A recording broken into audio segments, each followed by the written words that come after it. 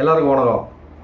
நடிகர் சிவகார்த்திகேயன் நடிப்பில் ஏஆர் முருகதாஸ் அவர்களோட இயக்கத்தில் இப்போ ரீசெண்டாக வெளிவர போகிற படம் வந்து மதராசி. அதோட ட்ரெய்லர் தான் வந்து இப்போது ரீசெண்டாக நான் பார்த்தேன்.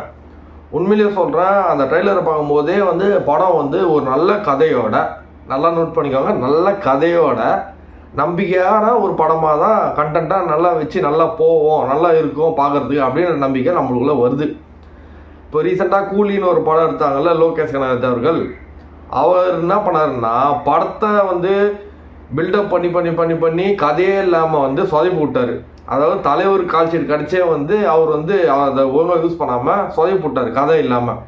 ஆனால் இந்த படத்தோட ட்ரெய்லர் பார்க்கும்போது முருகதாஸ் ஃபேன்ஸுக்கெல்லாம் ரொம்பவே ஹாப்பிங்க. ஏன்னா நானும் ஒரு முருகதாஸ் ஃபேன் தான். அது வந்து நல்ல கதையோட நல்லாவே எடுத்திருக்காரு அப்படின்னு நினைக்கும் போது நம்மளுக்கு சந்தோஷமாக இருக்குது. என்னதான் நம்மளுக்கு எஸ்கே மேலே அவ்வளோ பெருசாக இன்ட்ரெஸ்ட் இல்லைனாலும், பட் முருகதாஸ்க்காகவே நம்ம வந்து படத்தை கண்டிப்பாக பார்ப்போம். அது வந்து நல்ல படமாக தான் இருக்கும் அப்படின்னு நம்மளுக்கு ஃபீலிங் ட்ரெய்லர்லேருந்தே நம்மளுக்கு வருது. முருகதாஸ் படங்கள்லேயே எனக்கு ரொம்ப பிடிச்ச படம் அப்படின்னா அது கத்தி தாங்க, ஆல் டைம் ஃபேவரட். அவர் எப்போ அந்த சரியான கண்டென்ட், உண்மை கண்டென்டான அந்த தண்ணி பிரச்சனை எடுத்து ஒரு படமாக பண்ணாரோ, அதுவும் தளபதி வச்சு பண்ணாரோ, அதுலேருந்தே வந்து வெறித்தனமாயிடுச்சு முருகதாஸ் மேலே ஃபேனு. அதாவது வந்து என்னன்னா, அது முன்னாடியிலேருந்தே முருகதாஸ் படம்லாம் ரொம்ப பிடிக்கும். அந்த கஜினிலேருந்தே ரொம்ப நல்ல படம்லாம், தீனா, கஜினி, துப்பாக்கின்னு சொல்லிட்டு நல்ல படங்கள்லாம் தாராளமாக கொடுத்துருந்தாரு. இருந்தாலும் அந்த கண்டென்ட்டாக இறங்கி அடிக்கிறேன் அப்படின்னு சொல்லி அடித்த படம்னா அது கத்தி தான். அந்த கத்தின்ற படம் வந்து ஏகப்பட்ட பேர் வந்து நல்லா பாராட்டின ஒரு படம், நல்லா ஓடின ஒரு படம். அதனால் வந்து முருகதாஸ் படம்னா அது ஒரு தனி ஃபீலே நம்மளுக்கு வந்துடும். இவர் வந்து கண்டிப்பாக கண்டென்ட்டோட தானே படம் பண்ணுவார், கதையோட தானே படம் பண்ணுவார் அப்படின்ற மாதிரி தான் நம்மளுக்கு ஃபீல் வரும். இந்த மதராசி ட்ரெய்லர் பார்க்கும்போதே நம்மளுக்கு தெரியுது இது வந்து கண்டிப்பாக நல்ல படமாக தானே இருக்கும் அப்படின்ட்டு. ஏன்னா வந்து இப்போலாம் டேரக்டர்ஸ் வந்து கதையே இல்லைங்க, கதையெல்லாம் சும்மா இந்த பில்டப் வச்சு படம் பண்ணுறேன் சொல்லிட்டு வந்துடுறானுங்க. அந்த மாதிரிலாம் கிடையாது. அதனால தான் வந்து முருகதாஸ் கிட்ட வந்து அது ஸ்பெஷலு. ஏன்னா இப்போ ரீசெண்டாக வந்து அவர் வந்து சரியாக போகாத படம்னு பார்த்தீங்கன்னா தர்பார் வந்து சரியாக அந்தளவுக்கு போகல. தலைவர்களாக ஓரளவுக்கு ஓடிச்சு, ஆனால் வந்து படம் வயசு அவ்வளோ போகல. அது வந்து ஏஆர் முருகதாஸ் அவர்கள் ரீசன் சொல்லி ஒத்துக்கினார். அதாவது நாங்கள் வந்து லாங் ஷூட்லாம் ஏதோ பிளான் பண்ணோம், பட் அது வந்து எதுவுமே அமையல. எல்லாத்தையும் வந்து க்ரீன் மேட்லேயே பண்ணுற மாதிரிலாம் பண்ண ட்ரை பண்ணி கொஞ்சம் வந்து சொதப்பி தான் விட்டுருக்கேன் அப்படின்னு சொல்லிட்டு அவரே ஒத்துக்கினார் டீசெண்டாக. அந்த மாதிரி டீசெண்டாக டேரக்டர்ஸை ஒத்துக்கினா கூட பரவாயில்ல. அதே மாதிரி சிக்கந்தர்னு ஒரு சல்மான் கான் வச்சு ஒரு படம் ஏதோ சொதப்பிச்சு, அதுக்கு வந்து முருகதாஸ் வந்து அவர் மேலே ஒரு மிஸ்டேக்லாம் எல்லாத்தையும் ஒத்துக்கினாரு.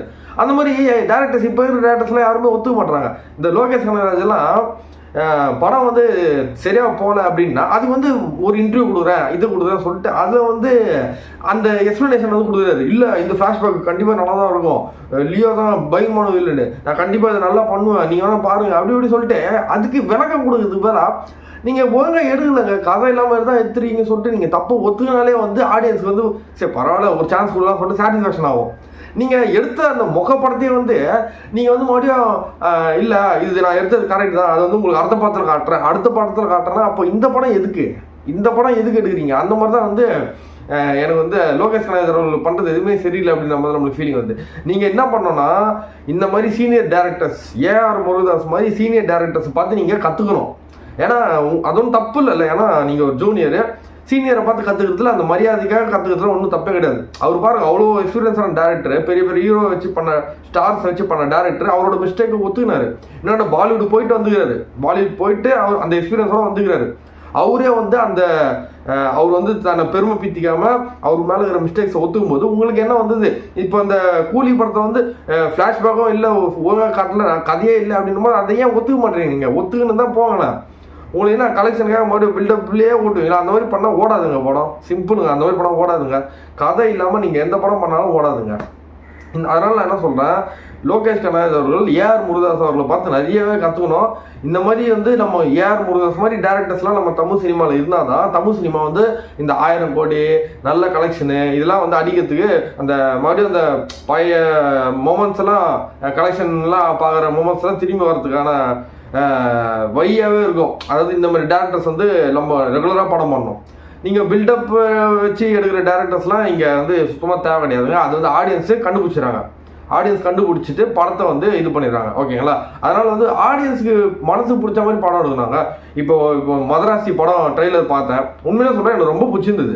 அதாவது இந்த ட்ரெய்லர் பார்க்கும்போது நம்மளுக்கு நம்பிக்கை வருது, படம் கண்டிப்பாக நல்லா தானே இருக்கும் அப்படின்னு நம்ம நம்பிக்கை வருது. ஏன்னா வந்து அந்த காம்பேக்டாக எடுத்துன்னு போயிருக்காங்க. இந்த பர்ஃபார்மன்ஸ் இருக்குது, அதில் என்னென்ன கதை வரப்போகுதுன்னு கண்டென்ட் ஓரளவுக்கு கொடுத்துருக்காங்க.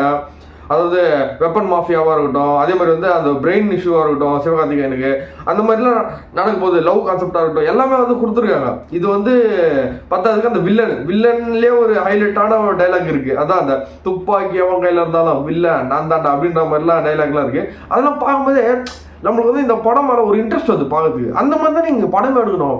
கதையே இல்லாமல் நீங்கள் கண்டென்ட்டே இல்லாமல் படம் எடுத்தீங்கன்னா எப்படி சொல்லுங்க பாருங்க. ஒரு நியாயமான ஒன்று இருக்குல்ல, அவ்வளோ பெரிய ப்ரொடக்ஷன் டீம்ஸ் அண்ட் பிக்சர்ஸ் அவங்க வந்து இப்போ ப்ரொடியூஸ் பண்ணுறாங்கன்னா நீங்கள் அதுக்கேற்ற மாதிரி அவங்களுக்கு ஒர்த்து கொடுக்கணும், ஒரு பேசிக் நல்ல கதை கொடுக்கணுங்க. அந்த மாதிரி எதுவுமே இல்லாத போது எதுக்குங்க நீங்களாம் படம் எடுக்கிறீங்க? லோகேஷ் கனகராஜ் அவர்களே, உங்களை தான் கேட்குறேன். உண்மையிலே சொல்கிறேன், உங்கள் படம் நான் எல்லாமே குறை சொல்லலை, இப்போ ரீசெண்டாக தான் சொல்கிறேன். மாஸ்டர் எனக்கு ரொம்ப பிடிக்கும், மாநகரம் ஓகே, கைதியாக எனக்கு ரொம்ப பிடிக்கும், விக்ரம் தாறுமாறு, அந்த மாதிரிலாம் படம் எடுத்துட்டு திடீர்னு இப்படி வந்து ஏன் இந்த மாதிரிலாம் பண்ணுறீங்க? அது கொஞ்சம் அதுதான் அந்த மிஸ்டேக்கை ரெக்டிஃபை பண்ணோம் அப்படின்னு தான் சொல்கிறேன். அதனால தான் முருகதாஸ் அவர்களை பார்த்து கொஞ்சம் நல்லா கற்றுக்கோங்க. இதுதான் நான் வந்து இந்த வீடியோலாம் சொல்ல விரும்புறது.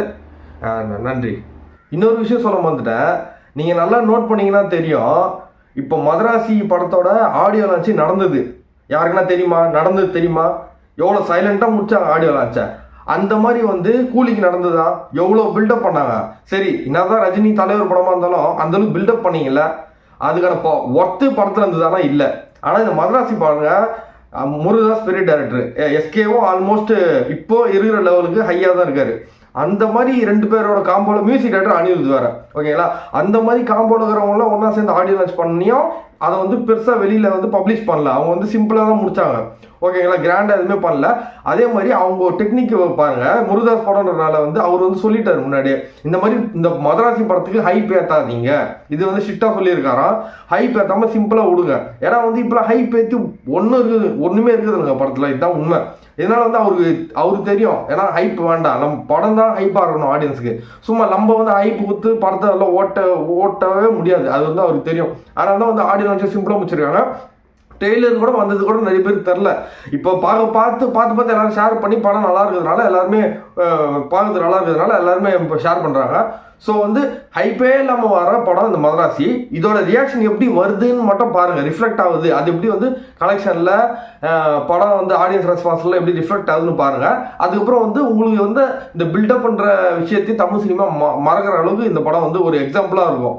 அந்த மாதிரி வந்து ஹிட் ஆகக்கூடிய ஒரு படமாக தான் மதராசி இருக்கும். நீங்கள் வந்து கண்டிப்பாக வந்து பார்ப்பீங்க.